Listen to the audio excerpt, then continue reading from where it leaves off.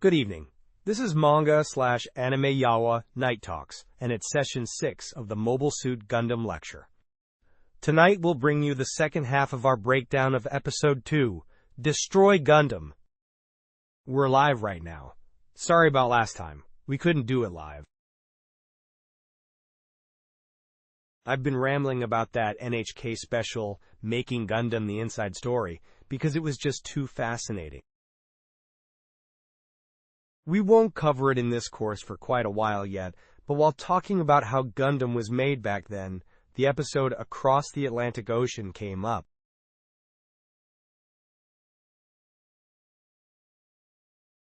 When the storyboards for that episode were finished, director Yoshiyuki Tomino, voice-catching a little, brought them to animation director Yoshikazu Yasuhiko and said, "Please read this right now." Ichiro Itano, who was on site as an animator then, watched from a few seats back thinking, "What's going on?"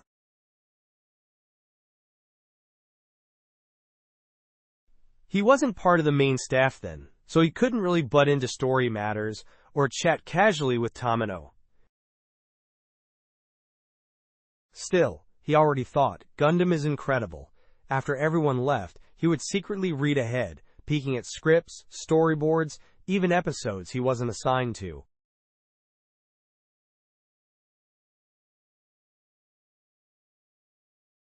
In those days, the anime world had a strong, for better or worse, sense of professional boundaries. Normally, you didn't care about episodes outside your own assignment.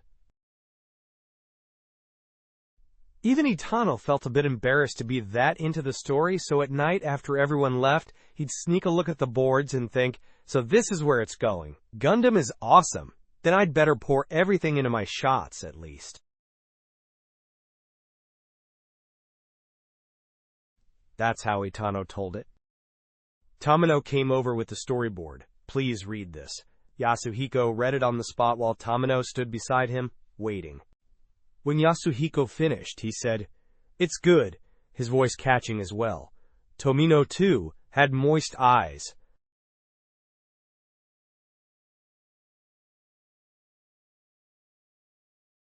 And Yasuhiko said, "We should really do this one justice. Across the Atlantic Ocean is still far ahead. At this pace of the Gundam lecture, it might be a year from now before we get to it." Laughs. It's the story where a character named Miharu Ratoki dies over the Atlantic Ocean. When Tomino storyboarded it, he said, "Since I've made this story, please draw Miharu from the start with this in mind." Yasuhiko took it to heart and replied, "Then we have to draw it properly."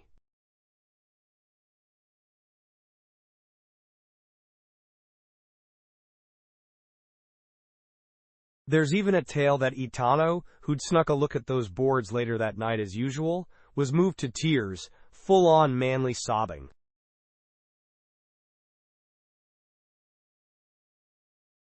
Wow, what a story, laughs. This kind of thing isn't directly about Gundam itself, but I love hearing the creators' passionate stories.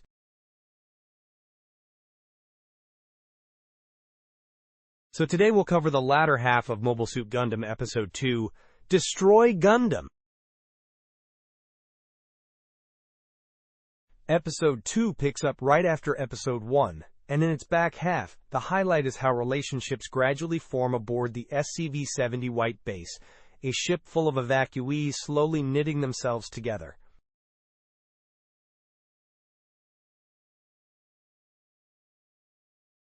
Amuro, who accidentally piloted the RX-78-2 Gundam in Episode 1, ends up being the one taking orders on White Base. That doesn't make him the lowest, though he's becoming the person who fights to save everyone. At last, at the end of Episode 2, Amuro finally makes it up to the White Base bridge. He's been in the Gundam fighting non-stop since the war broke out. He finally disembarks and heads to the command center for the first time, where a line of unfamiliar faces await. Amuro's isolation and alienation hit hard. The back half briskly shows how and why that isolation and alienation take shape. Another highlight: the first ever mobile suit duel in space. Battle-hardened Char Aznable versus a completely green Amuro.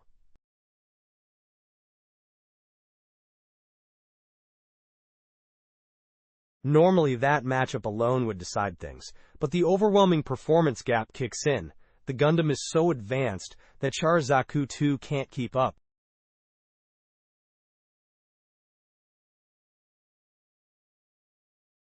Even so, in pilot technique, in close combat, frankly in sheer nerve as a man, Char is still decisively ahead at this point. The story moves forward while showing that. And like in Episode 1, we get fleeting glimpses of Char's weaknesses. That's a key pleasure this time. For those watching free, I'll show about 11.5 minutes from here, then give a short wrap-up.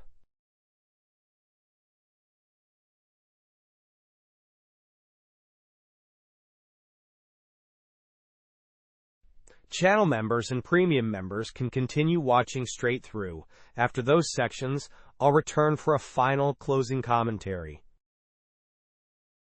Alright, enjoy the commentary on Episode 2's second half. Here we go.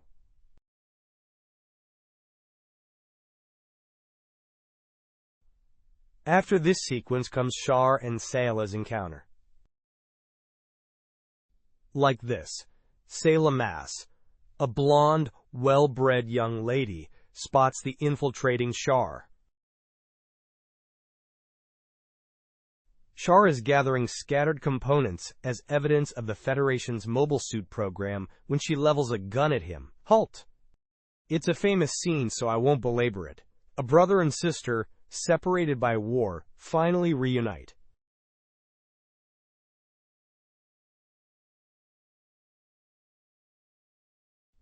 Except Sayla doesn't realize it at all. She simply sees a Zeon soldier and holds him at gunpoint.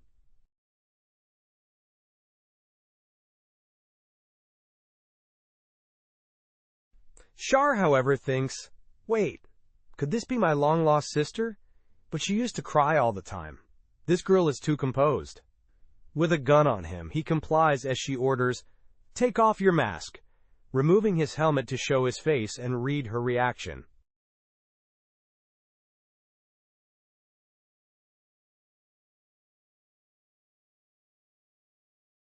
She gasps in surprise. He thinks, so it really is my sister? But they exchange almost no words. Char kicks her pistol upward and bolts. Even so, Char can't stop thinking about this system. In the big picture, alongside Amuro's coming of age, Episode 2 already weaves in a second protagonist, Char, with a family tale and a secret vendetta against Zeon.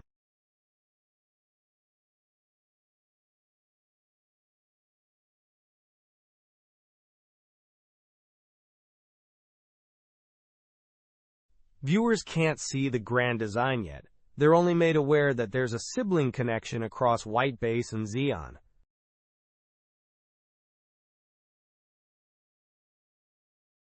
After their encounter, the Gundam uses super napalm to burn the parts. Then the Gundam rides the elevator toward the ship's dock.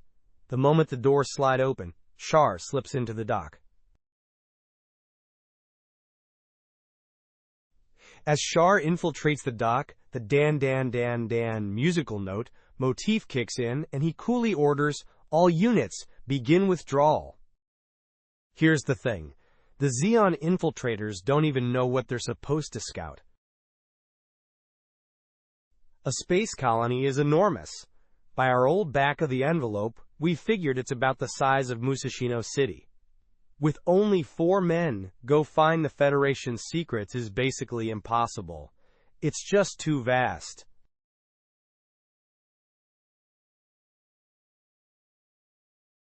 But they found the Gundam, and the hatch to the ship it's returning to opened. So from here, Char can snap photos of the Federation warship to his heart's content. A space warship's silhouette varies completely depending on its intended use. Traditionally, you'd expect a pointed bow, guns mounted above and below, a bridge section, engines aft. By looking at engine size and the caliber of the guns, you can infer top speed, crew capacity, and, broadly, offensive power.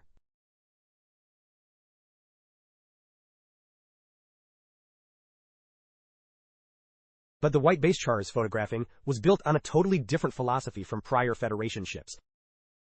It has shroud-like covers on both sides with opening hatches. One look tells you mobile suits launch from there. In short, it's a new class specialized for anti-mobile suit combat. With Char merrily snapping away, Bright Noa realizes this is bad. Sayla reports, "Mr. Bright, Zeon's soldiers have entered the dock." "What?" Bright barks. Captain Paolo panics. "Seal every white base hatch. Anyone who can carry..." Here Bright shouts, "Anyone will do! Snipe the approaching Zeon soldiers from the bow! Move!" Char, for his part, radios. "Recon teams, withdraw at once. Our work is half finished. Now we just retreat and keep taking pictures." Rarely in a kids' show do the heroes say, "Snipe any enemy soldiers approaching from the front." It hardly sounds like the good guys.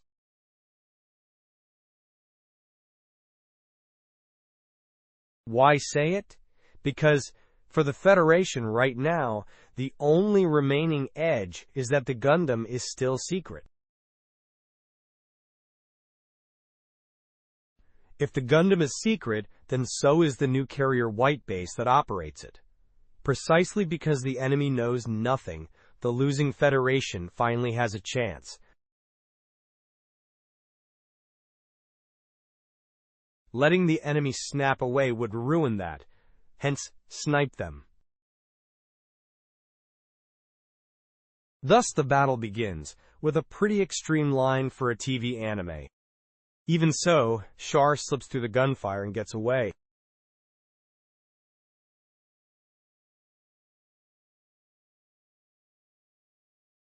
After Char's escape, while everyone's panicking, they got the photos. He escaped. The operator Marker clan cuts in.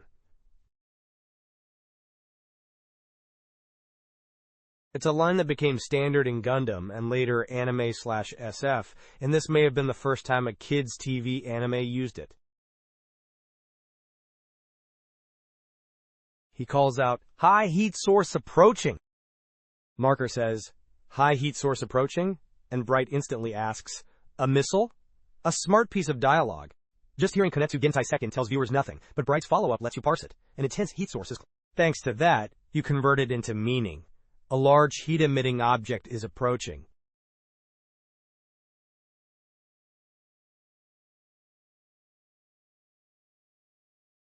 And the operator's answer to, "Is it a missile?"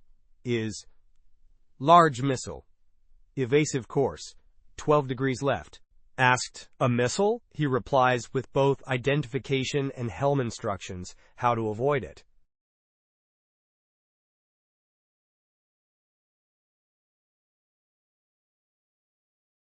Bright immediately shouts, "Mirai!" The helmswoman, still a novice. She realizes the vector call was for her and hurriedly throws the helm.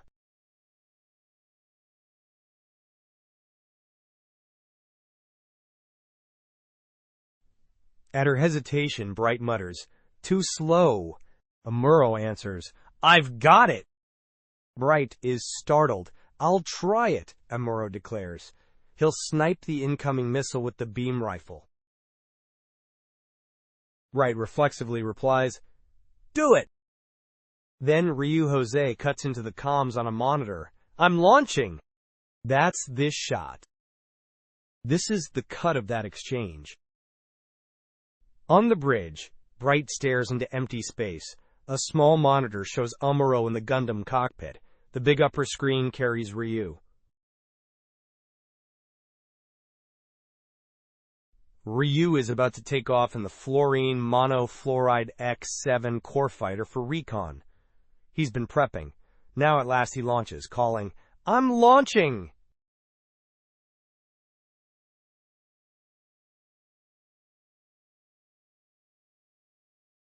That monitor showing Ryu's face doesn't have to be there. The creators wanted to convey that commands are interweaving all at once.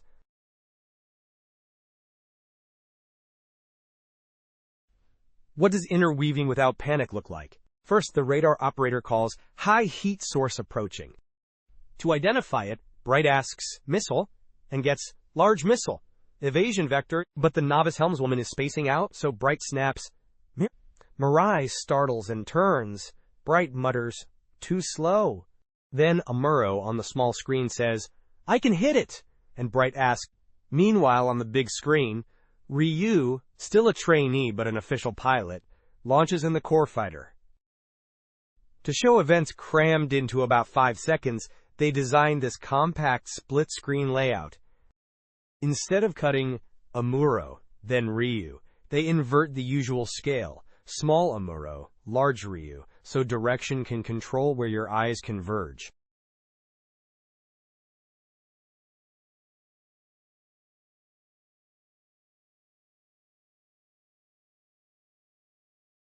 Amuro neatly shoots down the incoming missile. 2 missiles are inbound. He nails the first with his opening shot. The second he misses once. Damn it! Then drops it just short of white base. But those 2 missiles were merely Char's decoys.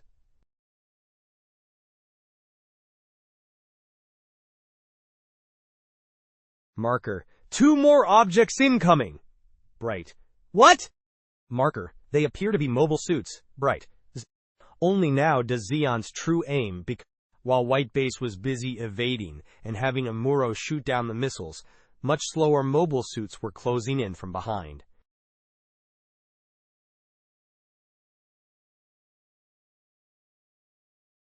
Had the suits come alone, they'd have been spotted and shot down sooner, firing 2 fast missiles first, then sending the suits. Char's layered strategy is brilliant.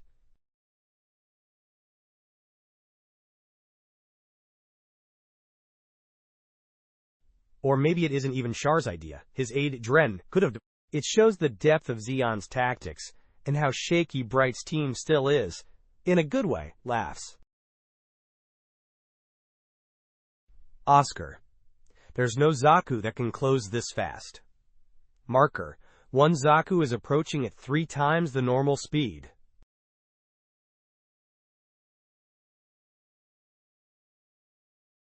And here it is at last. Char's 3 times faster, red Zaku. Okay, we've come to a great point. And yes, 2 years ago, me had a weird hairstyle. I was probably using gel.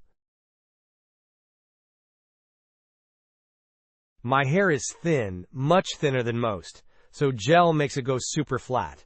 Watching it now, I'm like, what is that? Embarrassing, laughs.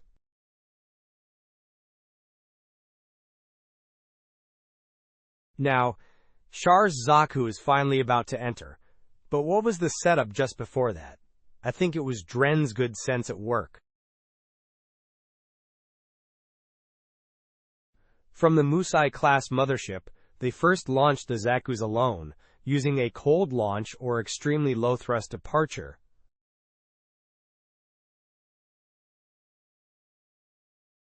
If you like the booster's full blast, the heat gives you away, so you feather it, or have the Musai eject them toward white base.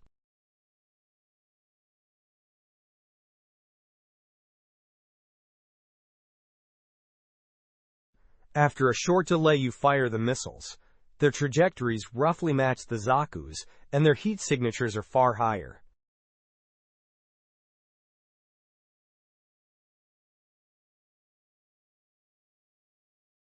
From white base's perspective, only the missiles stand out as heat sources. Once the missiles overtake the Zaku's, white base notices and scrambles. Evade, shoot them down.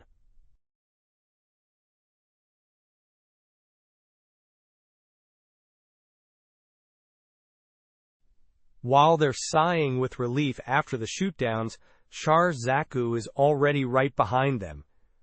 That's roughly the choreography. In the latter half, we'll ask, Why is Char Zaku 3 times faster? Partly, it's his exceptional piloting. But I also want to touch on Char's small weaknesses. I'll dig into that in the second part. Alright, please switch over to the paid broadcast. Thank you.